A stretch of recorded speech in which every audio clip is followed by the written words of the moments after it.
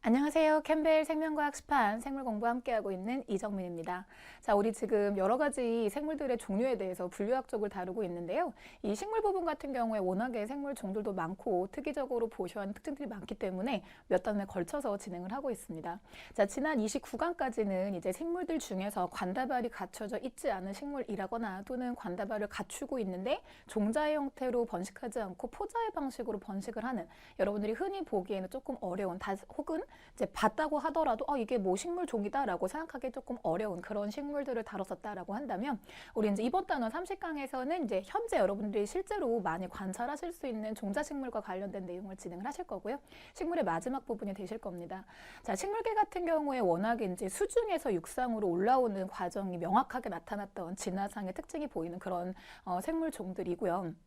그 마지막 단계로 가장 발달된 형태가 종자식물이기 때문에 뭔가 종자식물이 가지고 있는 장점이 있을 것이다 라고 여러분들 예상 가능하실 텐데요.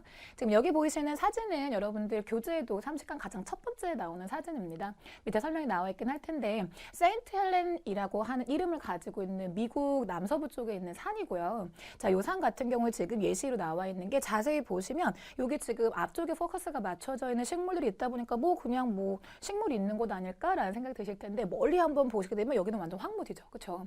자, 지금 이 사진은 어떤 사진이냐면 요 세인트 헬렌산 같은 경우에 1980년경에 거대한 화산 폭발이 한 번 있었습니다. 자, 화산 폭발이 발생을 하게 되면 그 엄청난 온도를 가지고 있는 용암들, 마그마들이 터져 나와서 이제 흘러내려오기 때문에 주변에 있는 생태계가 1차적으로는 파괴되는 게 원칙이죠. 자, 그런데 그리고 난 다음에 그렇게 온갖 생물들이 다 멸종되고 난 그 이후에 다시 새롭게 식물종들이 등장한 요 형태를 나타내고 있고요. 보시면 아시겠지만 꽃이 보이는 걸 봤을 때 이건 아마도 현아식물 쪽에 해당하는 속시식물종일 것 같습니다. 자, 그렇다는 얘기는 지금 보시는 것처럼 화산 폭발과 같은 거대한 자연계에 문제가 발생했다라고 하는 경우에 거의 영양물질이라거나 혹은 이제 쾌적한 환경은 아니라고 예상을 할 수가 있을 텐데, 자, 그런 환경에서 지금 식물들이 살아남았다라고 하는 것은 이런 종자식물들이 뭔가 이런 척박한 환경에서 생존 가능한 장점들이 있었다라는 걸 의미를 하는 거겠죠. 자, 그 이야기의 도입 부분으로 제시가 된 사진이기 때문에 우리 이번 단원 공부하실 때는 그쪽에 조금 초점을 맞춰서 진행을 하시면 도움이 될 것 같습니다.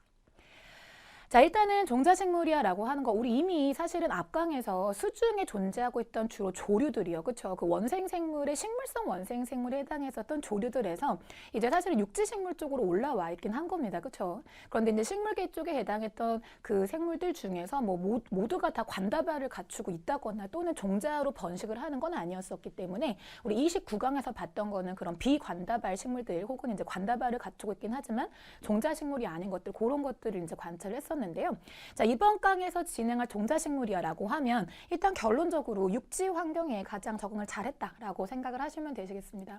자, 그렇다고 한다면 일단 기본적으로 종자식물이니까 이 식물들은 공통적으로 종자로 번식을 한다, 종자로 생식을 한다라고 하는 공통점들은 당연히 있는 걸 텐데 그럼 종자만 가지고 있다고 다 되는 거냐? 사실 그건 아니고요. 이 종자로 번식을 하는 과정에서 종자식물들이 가지고 있는 구조적인 특징이 크게 한 4가지 정도로 제시가 되게 됩니다. 하나하나 살펴볼 거기 때문에 일단 지금은 큼직한 그림만 좀 잡아주시면 될 것 같은데요. 제일 먼저 언급되는 배우체가 퇴화되었다라고 하는 거 앞강하고 연결해가지고 정리를 좀 하셔야 되세요. 사실은 이 식물성 조류부터 출발해서 이 배우체와 포자체에 대한 이야기는 계속 진행이 됐었는데 배우체 같은 경우에는 우리가 보통 이제 핵상이 애니아라고 하면 여러분들 동물 쪽에서 공부를 하실 때에는 요거 이제 번식을 위한 거고 정자나 난자 같은 애들이 이런 식으로 핵상의 N자리의 세포를 가지고 있는 거야 라고 알고 계시기 때문에 얘네는 할 수 있는 거는 세포 분열을 못하는 거지 일단 만들어지기를 생식세포를 만들어졌으니까 이것들이 이제 수정하는 것부터 시작이야 라고 동물 쪽에서 공부를 했었던 부분인데 사실은 이제 식물 쪽에서 정리할 때 이 N자리의 세포들이 세포 분열을 해서 N자리 세포들의 덩어리를 만들었던 그걸 우리는 배우체라고 했었죠. 자, 그런데 이제 29장에서 정리했던 내용들을 쭉 한번 리뷰를 해보시게 되면 전체적으로 식물의 생활사가 배우체와 포자체라고 하는 여러분이 흔히 알고 있는 2N짜리 핵상을 가지고 있는 접합자로부터 시작했었던 이 복상의 핵상을 가지고 있는 있는 세포 집단들 이 두 가지가 구분이 됐었어요. 자, 그런데 선태류 같은 경우에는 사실 이제 전체 생활사 중에서 N자리의 배우체가 주된 이제 우점하는 시기가 많았었고, 양체 식물 쪽으로 오면서 포자체가 우점하는 시기가 길었던 이런 특징이 있었었죠. 자, 근데 거기서 좀 더 이제 발달되는 과정이기 때문에 종자식물의 경우에는 배우체의 형태가 우리 육안으로 관찰되기는 조금 어려울 정도로 퇴화가 된 형태로 나타나게 됩니다. 반면에 여러분이 흔히 보시는 형태는 포자체 형태로 관찰을 하시게 되시죠. 그래서 종자식물로 올라오게 되면서 가장 이제 눈에 띄는 특징이다라고 하면은 배우체가 퇴화되어 있기 때문에 이것들이 밖에서 봤을 때 육안으로 잘 관찰이 되지 않는다. 있다고 하더라도 굉장히 작게 발달이 되어 있고 또는 숨겨져 있고 이런 식으로 배우체가 보호를 받게 되어 있습니다. 사실은 이 배우체가 보호를 받는다라고 하는 것은 생식에 대한 성공 확률을 높일 수 있다는 점에서 상당히 유리한 점이 될 텐데요.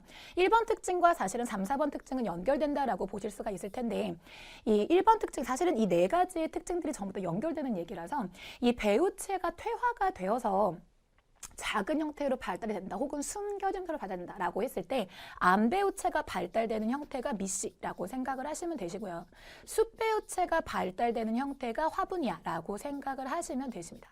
자, 그렇다면 이렇게 암배우체와 수배우체가 다른 형태로 발달을 하기 위해서는 우리 앞강에서 배웠었죠. 사실 포자라고 하는 것이 동형포자라고 해서 일단은 포자의 형태는 동일한 형태로 산포가 된 다음에 이것이 전엽체를 만들고 그 전엽체의 일부가 장란기가 되고 일부가 장전기가 되고 이런 경우가 있었는가 하면 아예 그냥 포자 자체를 다른 형태로 만들어서 암배우체하고 수배우체를 따로 만드는 경우가 있었습니다. 자, 종자식물 같은 경우는 기본적으로 후자에 해당하는 이형 포자 형태를 가지고요. 이형 포자 중에서 이제 포자들 중에 대포자에 해당하는 것이 암배우체로 발달한다라고 보시면 되시고 소포자에 해당하는 것이 숫배우체로 발달한다. 이렇게 이제 생각을 하시게 되면 이 네 가지의 특징이 결과적으로는 종자라고 하는 하나의 특징에서 만난다라고 보시면 될 텐데요. 조금 더 각각에 대해서 구체적으로 생각을 좀 해보도록 하겠습니다. 자, 일단은 이 배우체가 퇴화되었다라고 하는 것이 어떤 장점을 가지게 되는지 말씀드렸던 것처럼 이 배우체라고 하는 것은 생식에 직결되는 구조이기 때문에 사실은 환경적인 스트레스가 있었을 때 여기에 굉장히 미약하게 되어 있고요. 여기서 얘기하는 스트레스라고 하는 것은 우리가 이제 육지로 올라오면서 발생했던 여러 가지 스트레스 있죠. 일단 기본적으로 수중 환경이 아니었기 때문에 건조해진다라고 하는 스트레스가 있었고요. 자, 그래서 사실은 식물 같은 경우에는 동물보다 좀 더 체내 수분 함량이 높아지기 때문에 동물 같은 경우에는 뭐 평균적으로 한 70% 정도 혹은 그 미만. 그런데 이제 식물 같은 경우에는 대략 한 80 내지 85% 또는 이제 사막기후 지형에 사는 식물들 같은 경우에는 조금 함량이 올라가서 많은 경우에는 93에서 95%까지 올라가는 수분 함량을 가지고 있단 말이죠. 자, 그렇기 때문에 식물 같은 경우는 사실은 건조 스트레스에 상당히 미약할 수밖에 없는 그런 존재. 자, 그런데 이 식물들이 건조한 환경에 처했다. 일단 수중에서 육상으로 올라왔다라고 하면 그게 제일 중요한 특징이었고 또 한 가지는 이제 광합성을 한다고 하면 빛을 쓰는 게 맞기는 맞는데 광합성에 이제 가장 효율적으로 활용할 수 있는 빛 파장대는 우리 이제 식물 파트 또는 이제 앞에 그 세포 생물학 할 때 우리 배웠던 광합성 파트에서 가장 이제 효과적으로 활용하는 빛 파장은 680 내지 700 나노미터니까 이건 가시광선이거든요, 그렇죠? 그 육상으로 올라오게 되면서 이 빛들에 대한 어떤 그 제거가 안 되는, 그러니까 여과가 되지 않은 빛들을 그대로 쪼인다라는 점에서 필요한 가시광선에 UV와 같은 울트라바이올렛 자외선과 같은 높은 에너지를 가지고 있는 빛이 직광으로 주어진다라고 한다면 사실은 세포의 입장에서는 UV에서 파는 조금만 더 짧아지게 되면 이제 엑서로 가는 거잖아요. 그렇다면 DNA 구조의 변화가 올 수 있는 조금 위험한 환경이 되는 거죠. 자, 이런 환경적인 스트레스가 있는데, 자, 이 환경적인 스트레스에 처할 수 있는 배우체들을 안쪽으로 감춰가지고 보호를 했다라고 하는 게 상당히 생식을 성공하는 데 있어서 중요한 장점으로 작용을 하게 됐을 겁니다. 자, 따라서 아래쪽에 보시게 되면 사실 제가 간단하게 말씀드렸던 부분이긴 한데요. 지금 식물군에 해당하는 종들을 이 배우체와 포자체의 관계에 따라 큼직하게 구분을 해본다라고 하면 이렇게 세 가지로 구분이 가능하실 거고 여러분 교재에 있는 자료입니다. 자, 가장 첫 번째 나오는 부분 선태류라고 제가 말씀을 드렸던 거 선태류 혹은 육상식물이기는 한데 관다발이 발달되어 있지 않은 비관다발 식물종이라고 하는 경우는 일단은 배우체 자체가 살아남는 확률이 굉장히 적죠. 왜냐하면 수분이 많은 환경에 포자가 산포가 된 다음에 환경적으로 사실은 별로 적합하지 않은 뭐 수분이 충분하다거나 혹은 영양이 충분하다거나 이런 환경으로 산포가 되는 건 아니라서 이 식물종들 같은 경우는 사실은 배우체가 생존을 하는 게 우선이에요. 아니 배우체가 살아야 일단 포자체를 만들 테니까 그렇죠. 자, 그렇기 때문에 선태류 같은 경우에는 생활사를 전체적으로 봤을 때 우점하고 있는 기간이 배우체의 기간이었습니다. 그에 비해서 포자체의 경우에는 기간 자체도 조금 짧고 이 포자체가 초기에 영양물질을 의존하는 게 배우체에 의존했었죠. 따라서 이 선태류 같은 경우에는 아래쪽 부분의 대부분의 공간이 배우체였고 그 위쪽 부분에 작게 발달되는 부분이 포자체인 그런 특성이 있었습니다.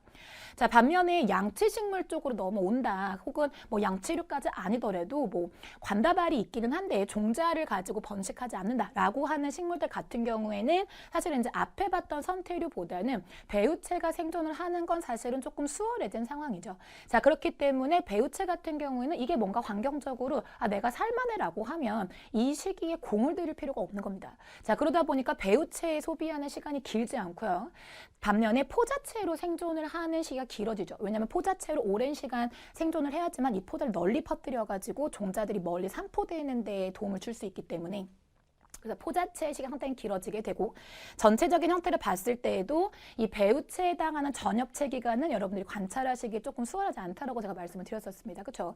주로 여러분이 관찰하시는 건 어린 포자체, 산에 가서 관찰하시는 건 어린 포자체고 밥상에 올라오는 건 이제 나이가 좀 든 포자체 요거라고 말씀드렸었는데 자, 이 식물들이 이제 종자식물 쪽으로 넘어오게 되면서 배우체 시기가 짧아진 건 둘째치고 일단 배우체 자체가 잘 보이진 않습니다.